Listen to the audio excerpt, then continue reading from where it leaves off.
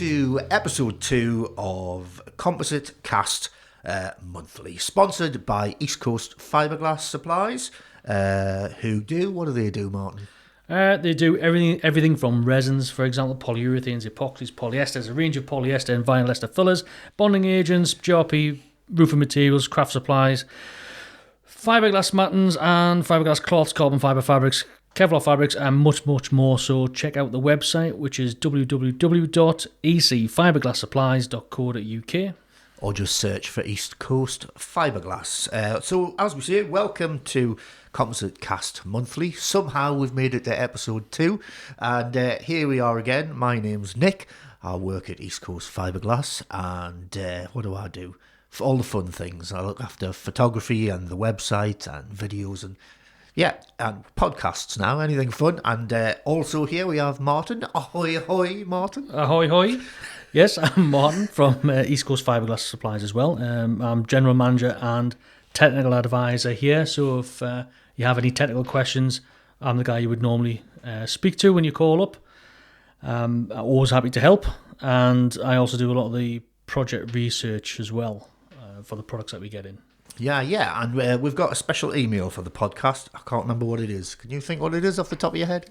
Can't remember at all. I think we'll have to just slide that in. We'll drop it in later.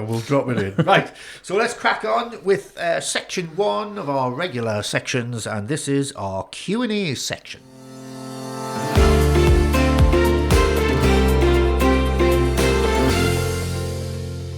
So, yes, we've got a question here. So the idea is people can email in, and in the absence of an email, we'll just use an old question from the website or something like that. And we have a question, and it's from Jerry, who says, "Hi, I need to do a gel coat repair on my RS Aero Racing dinghy. I understand that the colour is traffic white RAL 9016. I think we could briefly talk about the different colour standards, couldn't we, for anybody who doesn't understand what that is? Yeah, that's right, yeah. So the RAL, so that's one colour range. It's usually RAL Classic. I think there's two types of RALs. Yeah. One for paints and things, and in fact, I think there's two for paints, but there's one in particular, which is the RAL Classic, that's used for gel coats. And then you've got the BS, which stands for British Standard, so that's all the British Standard colours. So if you've got a boat, it's going to be usually one of those colours. Yeah. Some companies, they may have their own colours mixed. I know that there's one caravan company, they have a particular colour of white that we do. I'm not going to mention the name of the company or the colour because it might be something they want to keep just to themselves. Yeah. That way they can actually have this particular colour that's just for them, and nobody else can copy their parts. And of course, because they won't know what colour it is, or you will notice the colour differentiation. There might be other reasons why they have their own bespoke colour, maybe because it just doesn't exist in the RAL or BS range. But the colours are very vast, so it's very rare you won't be able to find the colour you want amongst that range. So Jerry says that he understands that the colour he wants for his dinghy is traffic white, RAL 9016, and he's looked on our website, which has polyester gel coat RAL 9016 traffic white, which appears to be what I need. But reading through the words, I need to confirm whether this is a pre-mixed gel coat of the correct colour or a generic gel coat with ice white pigments supplied. That's a bit confusing. And then he says, is the gel coat supplied with catalyst? Well, yes, it is. So I'll answer that one. And then I'll let you talk about the huge subject of colour matching. Yeah. Yeah, so I think when he's asking if it's ice white supplied, I think he must wonder if he has to mix it with a certain colour. If you're getting a colour pigment, say, for example, RAL 9016, you would mix that with a clear gel coat. You wouldn't mix it with a white gel coat. Right, yeah. Because then you're just going to end up with a pastel colour. It's just going to, be mixing two shades of white. Yeah, exactly, yeah. So, or from us, we actually do the gel coats pre-mixed. We have a gel tint machine. And we can actually mix all of those colours and pigments and gel coats and also flow coats. in the brush versions and the spray versions. So going back to kind of colour matching, yeah, so if his boat is RAL 9016, there's a good chance, for example, if this is an old boat, it could be from the, 60s, 70s, Right. 80s, whatever. I don't know. I'm not familiar with that model of craft to know what kind of era it's from. But over that time, it'll have gone through ingress of different dirts, UV exposure, so it'll be could be bleached and oxidized. So the first thing he's going to have to do is, where he's going to repair it, he's going to have to rub that back, get rid of that oxidization, get rid of the UV, get it back to its kind of virgin colour. Because if his boat started out as that particular shade of white, 9016, if you get the 9016 colour card Yeah. and hold it against the boat, it's not going to match, It's is not it? going to match, no. Because of all the factors that you mentioned. That's right, yeah. So Right. when he starts taking that kind of, like buffing it back and taking that kind of microscopic layer off, you'll get back to the true colour. Now that true colour might still be discoloured Like from, if you from the take a original. car, Yeah. you get back to the Pretty original. much, yeah. Yeah. The other thing you've got as well is that 9016 would have come from a particular company. There's different companies to manufacture the RAL colours. Right. And then you've got, even if it's come from if you get it from the exact same colour manufacturer, the batch is going to be different after all those Of years. course, yeah. And as we know, over time they start taking nasties out of materials, Yeah. and that affects the products and the shade. There's in resins and gel coats, there's a product known as Accelerator, or some people refer to it as Cobalt. They come in different colours, so your base might be a kind of a Right. pink base or a blue base. It all affects the colours of slightly. course, yeah, Now, yeah. if you took one tin of gel coat 9016 and had another tin from another supplier, put them side by side, you wouldn't be able to tell the difference. Right.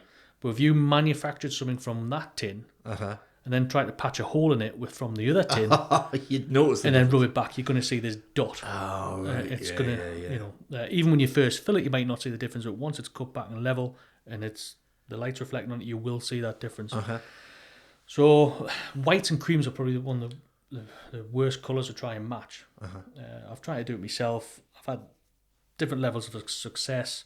Did a caravan once. Couldn't for the life of us get a match. Right. But I did a panel in here, if you remember, when we did that colour matching video. Yeah, I remember that, yeah.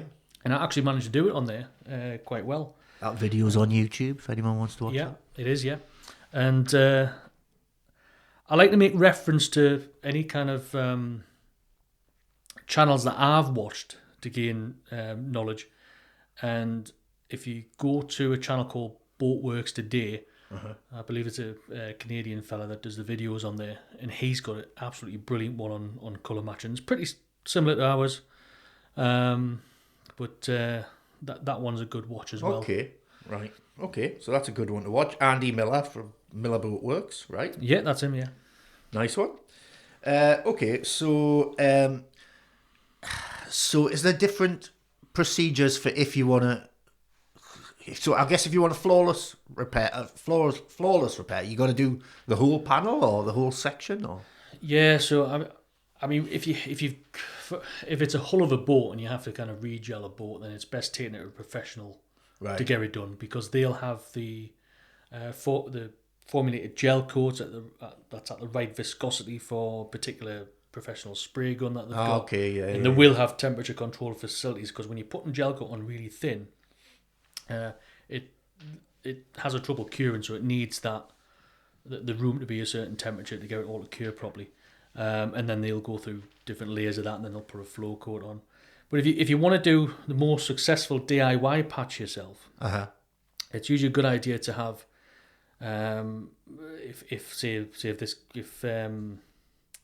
if Jerry gets the 9016, maybe get a little bit of yellow, maybe Pigment. pigment, Right. and maybe get a small pot of the grey, just in case he has to tone it back and forwards. Right, I To get try it. and get that tone. Maybe some white as well, in case he has to lighten it slightly. So you can do that. You can mix the products. Yeah, I remember. If I remember your video, you started off with like a white gel coat, and Yeah. then you obviously try and get the colour right before you add the catalyst. Yeah. So on that video, what I did, I had the primary colours. So we had blue and yellow, so you can make a green tone. We had red, so you can mix an orange tone with a red and yellow. You get the idea with primary colours. We had a black and a white. So we mixed yellow and blue. We got the green, and we added a little bit red. We started getting like a brown or a beige colour, and then and you could add that tiny touch of that white. To the white to make kind of a cream. God, I mean, you need a good eye. You do, yeah. So I mean, one advantage I've got is that I've done art and painting, so that kind of helps. So you do have to have a bit of an artistic eye when you're doing that. But it is possible. I know that that 9016, I believe I think it's used a lot on the Beneteau boats. And there was a customer of ours. His job he used to actually repair these Beneteau boats, and he used to always get traffic yellow as well at the same time, a little pot of that, just in case I had a little yellowy tint. And what we've done as well, every time somebody calls us, they always ask if we've got a colour for a certain boat. Yeah.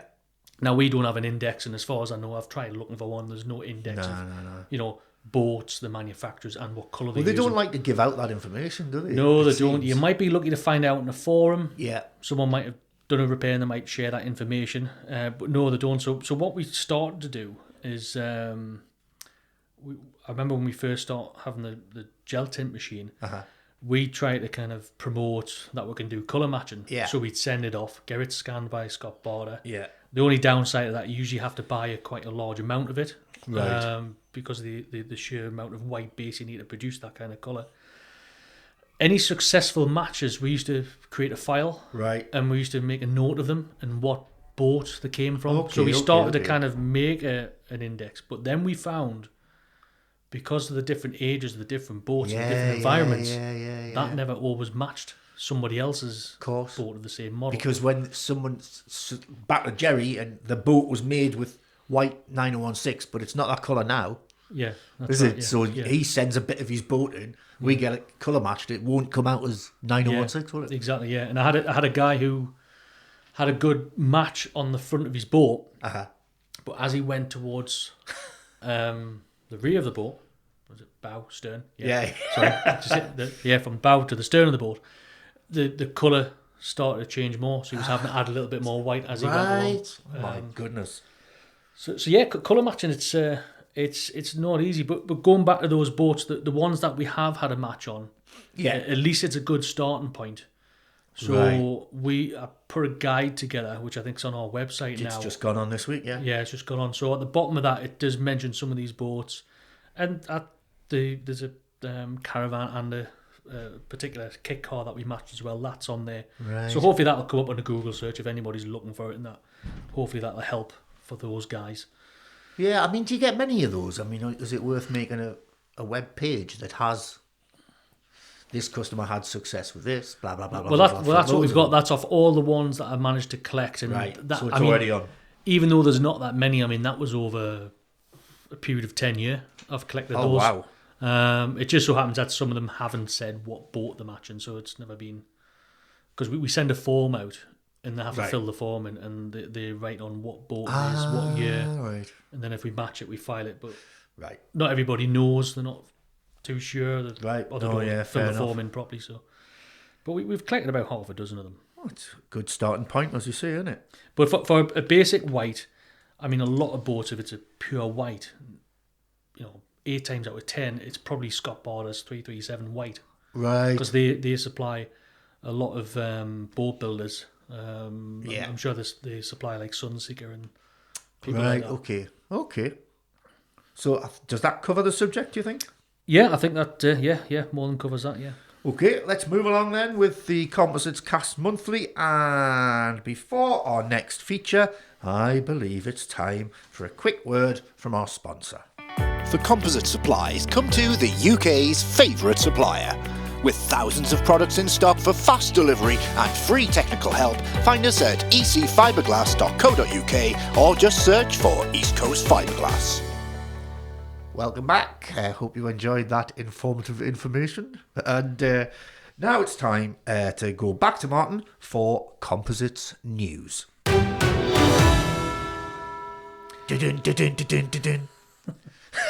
Okay, so in terms of composite news today, as everybody might already know, we are a Scott Barter distributor. So Scott Barter, they intend to invest 30 million to transform their flagship UK site. And also in today's news, we're going to be covering the development, basically what's going on in the UK, what's going to be the world's biggest wind turbine factory in Redcar. Okay. That's in Redcar, so it's not far from us really, just less No. than an hour's drive from us in South Shields. So going back to Scott Barter, so they're based in Wollaston. It's where we get most of our materials from. That's their UK site, but they've got sites all over the world. I've been to their site, and it's quite a huge facility, and they supply us with the likes of our 2446 PA Lloyd's approved polyester resin and the 2-A500, which is the general purpose, as well as some adhesives as well, like the Christic M105, and that's what they kind of specialise in. So yeah, it's a huge site. When you go in, it's you've got this. You're faced with this big mansion that's on site. Yeah. I don't know who used to live there. Mr. Scott Barter, I suppose. Maybe I'm Scott. Sure. Right, Scott.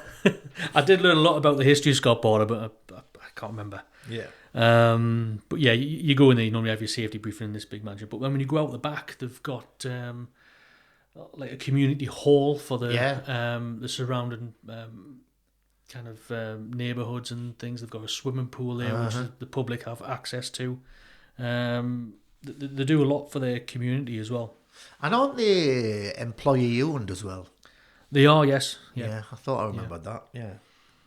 So yeah, this investment, it's part of a 5-year program, and it'll commence this year with 8 million earmarked for the first phase of the works. The planned investment will support the group's UK customers by making the plant more flexible, enable quicker lead times, which is great news for us and other manufacturers and distributors, because at the moment, with the whole recovery from COVID and everything else that's going on, the supply chain for raw materials, with, the war in Ukraine and what's happened in the Red Sea, there's been a lot of problems getting raw materials. So I think the kind of invest. I'm assuming they invest in all this money in so they can maybe produce their own raw materials. I don't know what the fine details are. Yeah. But anyway, they're going to improve things so that they can get better lead times for everybody, and also invest in 3D printing products as well. So I was reading on their website, and Kevin Matthews from Scott Barter says, the planned investment reaffirms our commitment to the UK composite supply chain and to all our colleagues, partners and associates that benefit from our long-standing presence at Wollaston. Yeah. In addition, the investment will upgrade our capability to continue to develop and supply new sustainable performance materials designed to help our customers on their journey to net zero. Yeah, interesting. This significant commitment to the UK market will ensure the future of Scott Barter's key product brands, including Christic resins, Crestabonds, structural adhesives, Crestapol, performance resins. Also, due to the recent R&D investment, both in the UK and globally, they've bolstered Scott Barter's exploration of more sustainable alternatives and innovations that has led to the lightweighting of composite parts for markets such as electric vehicles, renewable energy, and land transportation, as well as the development of bio-based ingredients for the personal care market. So they're getting involved a lot in makeup, cosmetic that's interesting. products. But going back to the renewable energy part, and what I mentioned earlier is there's going to be a huge wind turbine mast factory that's going to be Right. In Redcar, you said. yeah. And are they making masts or blades? Both. It's the masts, so it's not the blades, it is the masts. But on the other side of the water, I'm sure There's a blade factory already there, and I Ah, think right. they're going to be extending as well. Ah, okay. So it's all Okay. kind of It's all happening. It's great for up north. It's all happening up north. Yeah, definitely. So there's been something like 300 million invested in creating the largest wind turbine monopile. That's what they're called, monopiles. What's a monopile? That's the actual mast. That's the mast. yeah, Right, and then right, on top right, you've right. got the And that's steel, but then the blades are composites. that's right. Yeah, Right, okay. Yeah. So it's going to be the biggest of its kind in the world, or as Jeremy Clarkson would say, in the world. You can probably do a better impression than me. Yeah, that's pretty good, I think. It is currently being built at Tees Work site in Redcar for Korean firm known as Sear. Okay. So when the factory's complete, it should be capable of manufacturing offshore turbine monopiles of up to 120 metres in length with a diameter of 15.5 metres. That's massive. Yeah. That's just massive. It'll Dear weigh me. 3,000 tonnes. God, dear me. You wouldn't want that dropping on your foot. No, dear me. But it'll be great for the region, for the northeast. I mean, Yeah. it's excellent opportunity for us. I mean, when you think of the industries that's died off over the years, I mean, we're anybody who doesn't know where we are, we're in South Shields, so we're right near the mouth of the Tyne. Yeah. And here we had various shipbuilding. We Yeah, had that's Swan right. There was a Hunters, lot of docks here, McNulty's. wasn't Yeah, I think McNulty's was the last to survive. My dad used to work there. Okay. A lot of people who are new used to work there and their families, and then like just about everywhere in places in the UK, you lost the mining industry as well. Mm-hmm.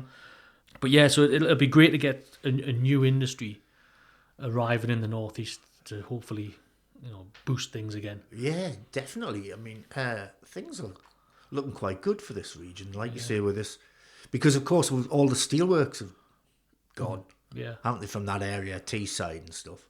So to get that steel manufactured in steelworks, there, yeah, it's fantastic. yeah. But if the monopiles are made out of steel and it's a monopile factory, what does that mean for our industry, for the composites industry?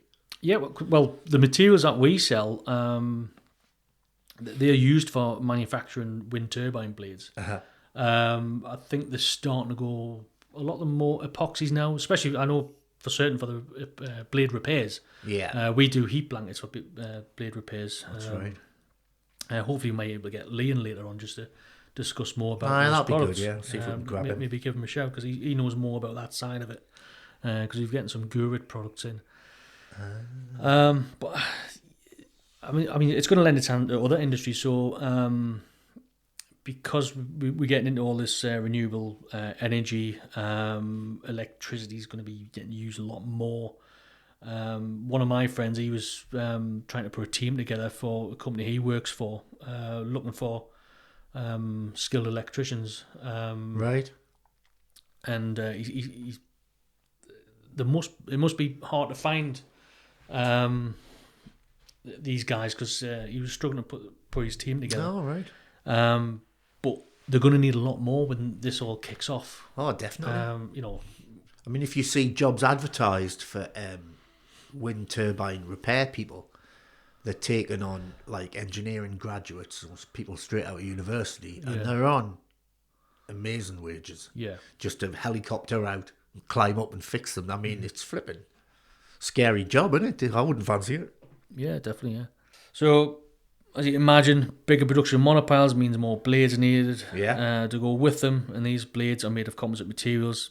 It's great to also have companies like Scott Barter invest in research and development in these fields, especially since we are one of their distributors, and who knows what other materials are going to be bringing out that we can possibly stock, which would be great for those companies who are right on our doorstep, if they can just get it from us. All in one place. We already supply a couple of wind turbine guys in the renewable field. We've got One Stop Wind, whose main office is in Glasgow. I can't even remember who the other ones is, but there is another company as well. Right. So that's two I know of off the top of my head who buy some of our materials. That's good stuff. Renewable Field Services, that's the other. Oh, yeah. And, we talk about the field of wind turbines, but we should also remember they're also in the water, not just in fields. Yeah. Yeah. I'm sorry. All right, let's move on to the next department, the next section, which is one we call Curious Composites.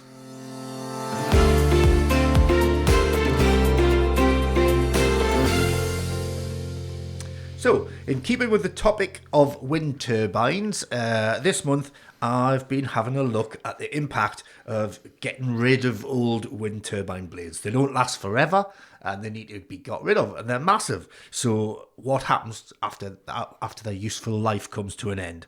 What do we do with them now, and what are the future possibilities? So Google's our friend, and we found an article in JEC magazine. Do you remember what JEC stands for? Yes, I did. It's an acronym for a French phrase. Yeah. It stands for Jeune European des Composites. I'm sorry, that's probably absolutely terrible. Jeune European. I like it. Which translates to European Composites Day. It took a lot of finding out that, because it seemed like nobody knew. There's loads of people go to this JEC show. We went. But nobody knows what JEC stands for. They assume it's going to be something European Composites. Yeah. Something easy, but no, it's a French phrase, and actually had to find it out. I had to stumble upon a YouTube video where someone's actually asking the question. That's mad. What does isn't it? JEC stand for? Well, we went and we didn't even think about what it meant. No.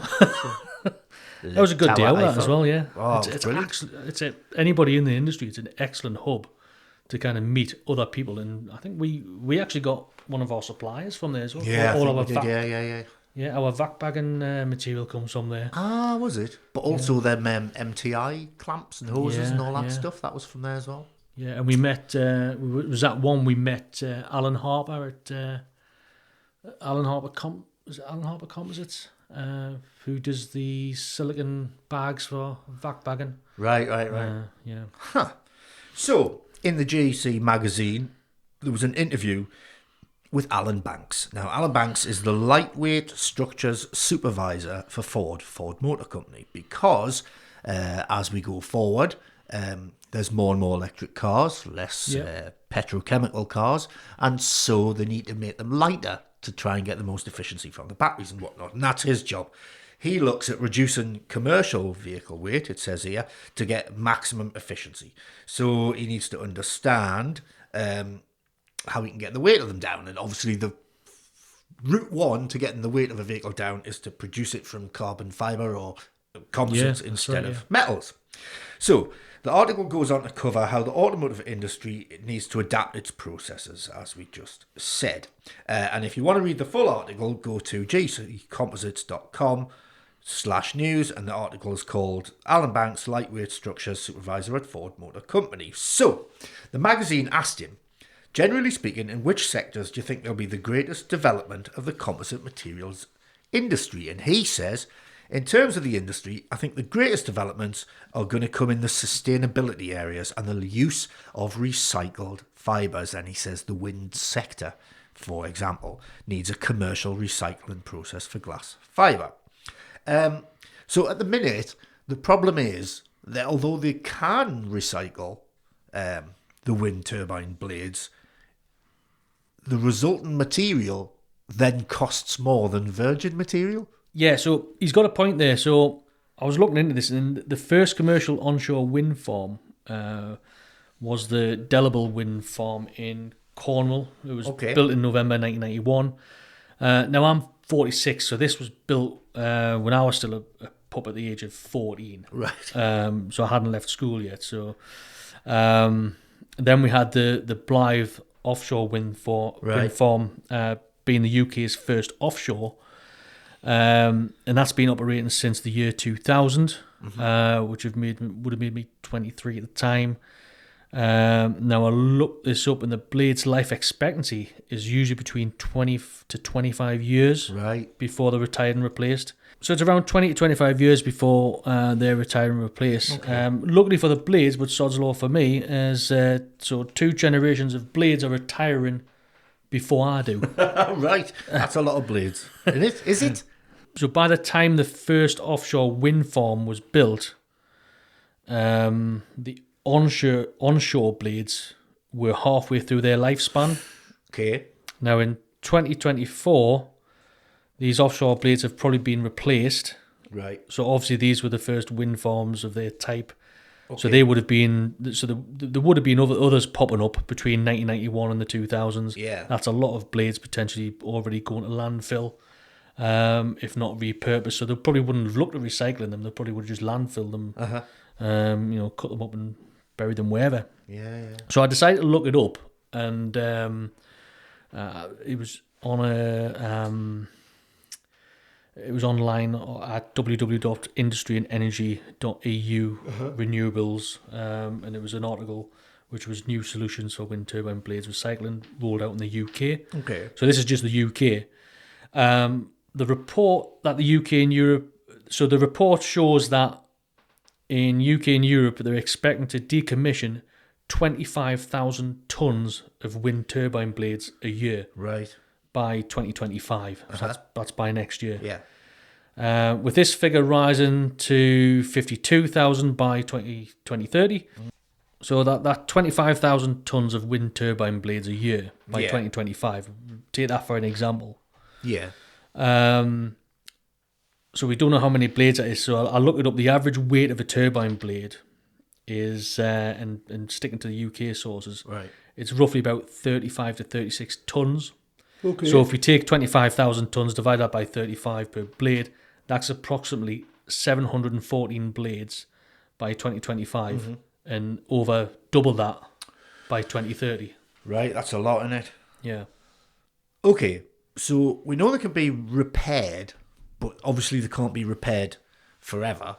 And once legislation is introduced, will they allow them to be constantly repaired for the risk of them breaking and becoming a safety or performance issue? They've got to be taken down at some point and replaced, haven't they? Yeah, I mean, I'm guessing with anything, if you can only repair them so many times. Of course. And if it's not if they haven't got legislation already for it, I'm assuming that's going to come at some point. Yeah, because you don't want bits of them flying off in high winds, do you?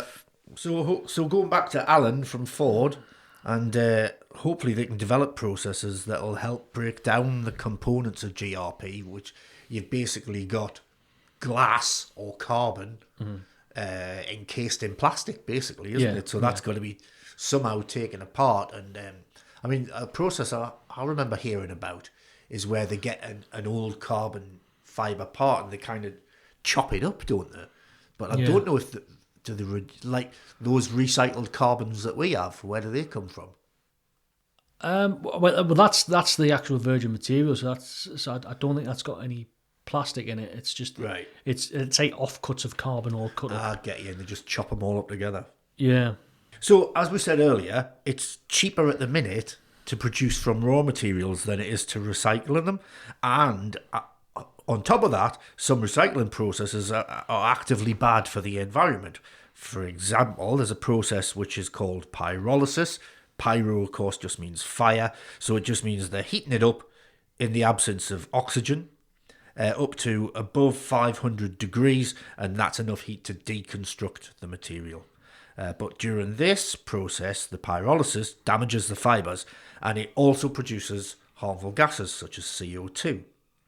And there's another process known as solvolysis, solvo like solvent, and that uses harmful chemicals to break down the components, and that can also damage the fibres. So for recycling to work, we have to see the process of recycling has got to be equal to the cost of a new virgin material, or ideally even less. Yeah. If it's more expensive, then of course industry is always going to choose the cheaper route. That's right. I mean, I read before I was researching anything for the podcast, and I know I stumbled upon something quite a while back. I think it was a company in Germany, and they had piles of these wind turbines, Right. ready to be kind of ground down. They didn't separate anything; they just kind of ground everything down. Right, so right, it was, right. It was a mixture of powder and fibres, and Yeah. I believe they were putting it in concrete to kind of bulk it out. Well, there's a good use for it, isn't it? So I'm assuming it was probably the concrete stages where it's not for anything too structural, so they probably weren't doing, building pillars with it and. Yeah, but if it's probably a wall just a base, floor basis. I'm assuming. Yeah. I'm not really clued up on the construction industry, but there's a good kind of bulking and strengthener because of these. When they grind it down, they still manage to keep these little fibres to put into to these building materials. So I think it can be used to a point, but you probably can't put too much of that material in with, say, concrete because it might just weaken the structure. So it'll only be a small percentage. Yeah, so it is a problem they're going to have to tackle at some point because these wind turbines, it doesn't look as though they're going to disappear anytime soon unless they find a new renewable energy source. Yeah. So back to the subject of our interview, Alan. He's working with the British Standards Institute on their recycling committee to try and get water-based processes that don't use fire or solvents to be given their own standard. He's working with B&M Longworth on the decom process that uses steam decompression to reclaim the fibres and the resin. Importantly for that process, the fibres that it gets back they're pristine in that the mechanical properties are the same as virgin fibre. That's the decom process. And it also doesn't produce any CO2 or any other harmful gases, and it's able to reclaim all the fibres and resins. There's studies going on in the industry right now to determine the use cases for the resins, and there's still work to do. But the results are looking really promising. And they've got several collaboration projects in the pipeline to move the technology on, and it works for all fibres. So it sounds like good news anyway. Definitely. Going forward, yeah. There's definitely a serious need to find a way to recycle these materials because steel isn't lightweight, obviously, so it's not the best material to, say, produce a lightweight electric vehicle. And obviously you need it to be as lightweight as possible to be powered by electric and battery, really. So composites, they do play a big role in the electric vehicle construction industry. Up until now, we'd have collected scrap metal, scrap cars. They would have been broken down into various types, melted down. The material would have been reintroduced to make new cars, same as we do with aluminium cans, and just keep recycling it and going on. But it'd be good to be able to do that with the composites. Yeah, or even as you were saying with the turbine blades, even if they can't be made into new turbine blades, can we repurpose them and put them in something else and you never just know. not fill up the landfill with them, basically, innit? Exactly, yeah. I mean, I've seen the weirder materials being used for building. You've seen houses built out with tyres. Right. I saw some nutter made his garden shed out of pallets. Oh, did he? Oh, I wonder who that was. Funny enough, that's got a lot of fiberglass on it as well. So I think it's bomb-proof now. Speaking of which, I don't know if you've ever seen it, but have a look at somewhere down south. You'll probably find it looking on through YouTube. But there's a video of one of these wind turbine blades being transported through a town. Right. Obviously, with the sheer length of them, they can't drive them lengthways, so they have them on an angle. Oh, okay. So there's this video of this wind turbine blade going through the streets, and it just looks like a shark's fin. Just going through these houses. I'm guessing they would have had to do a lot of planning to move that from one area to another, because you've got power lines and all kinds you have to get. And what must the costs be? Because sometimes they'll have to shut roads and exactly. Heck, it's just massive getting in it, especially in our country. Yeah, country lanes when they get them out of these fields and stuff. I was just thinking, actually, remind us. I think on my next podcast we should maybe cover the usual mistakes in fiberglass. And that's a good idea. Yeah. We've all made them. Yeah. I bet. I think we should have a special guest as well. I think Frank Spencer. He's probably done a few mistakes. What would he might have done? Right. Thanks, everybody. That brings us to the end of February 2024 Composite Cast Monthly. We'll see you next time. Bye for now. Bye.